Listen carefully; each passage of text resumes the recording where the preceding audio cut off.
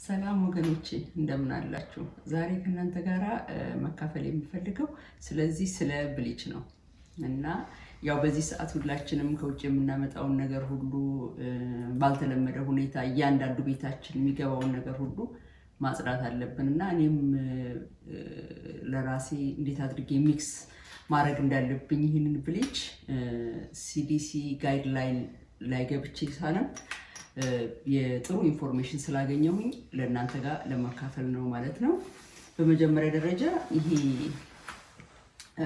ብሊች ኤክስፓይሬሽን ዴት እንዳለው አላውቅም ነበር።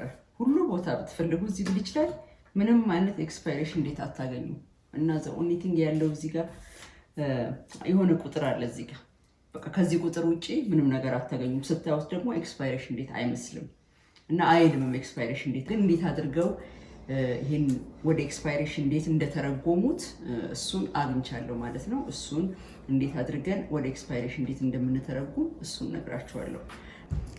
እንግዲህ ቅድም እንዳልኩት እነኚህ የሚያስፈልጉን የመጀመሪያዎቹ 7 ኮዶች ናቸው ማለት ነው። ከዛ ኤ8 የሚለው የተሰራበት ቦታ ስለሆነ ስለሱ ምንም የምንጨነቅበት ነገር የለም ማለት ነው። ከዛ የሚቀጥለው እነኚህ 20 የሚለው 2020 እንደተሰራ የሚያመለክት ነው ማለት ነው። ከዛ ይሄ ደግሞ 120 የሚለው እነኚህ ቀኖች ናቸው። ቀኖቹ ይሄ 120 ቀን የሚጀምረው ከጃንዋሪ ፈርስት ጀምሮ ያለውን 120 ቀን ዝም ብለን ስንቆጥር አፕሪል 29 ላይ ያርፋል ማለት ነው።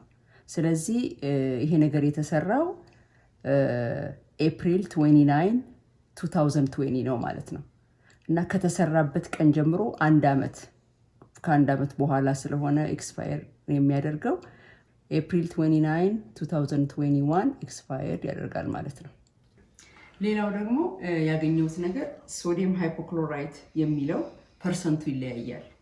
እኔ ከዚህ በፊት የነበረኝ አሮጌው የሚለው 6% ነው ለምሳሌ፣ ይሄኛው ደግሞ 7% ነው እና ምንም ሚክስ ከማድረጋችን በፊት ማወቅ ያለብን ማየት አለብን የራሳችንን። የኔ 7% ነው፣ የእናንተ 6 ሊሆን ይችላል፣ 5 ሊሆን ይችላል እና እሱን ካላወቅን በትክክል ሚክስ ማድረግ ስለማንችል በጣም ጠቃሚ ነው። እሱን ቼክ አድርጎ ሚክስ ከማድረጋችሁ በፊት። ሌላው ደግሞ ማወቅ ያለብን ነገር ይሄን ነገር ሚክስ ካደረግን በኋላ ለረጅም ጊዜ የሚቆይ ነበር የሚመስለኝ ማለት ነው። ግን 24 ሰዓት ብቻ ነው።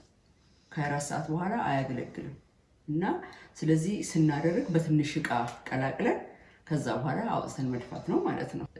ይሄንን ስናስቀምጥ ከከፈትነው በኋላ ለፀሐይም ለብርሃንም ለሙቀትም መጋለጥ የለበትም እና የምናስቀምጠው 77 ዲግሪ ፋራናይት ወይም ደግሞ 25 ዲግሪ ሴልሲየስ አድርገን ነው የምናስቀምጠው ማለት ነው፣ ቀዝቀዝ ያለ ቦታ።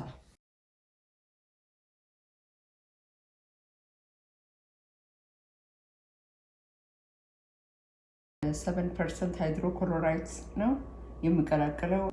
1 ቲስፑን በ1 ኩባያ ውሃ ማለት ነው።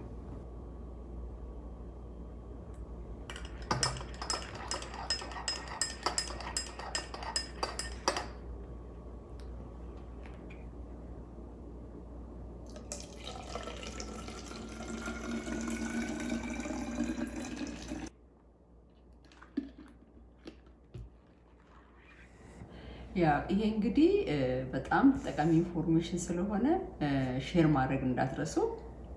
ስለምታዩት አመሰግናለሁ። እግዚአብሔር ይባርካችሁ።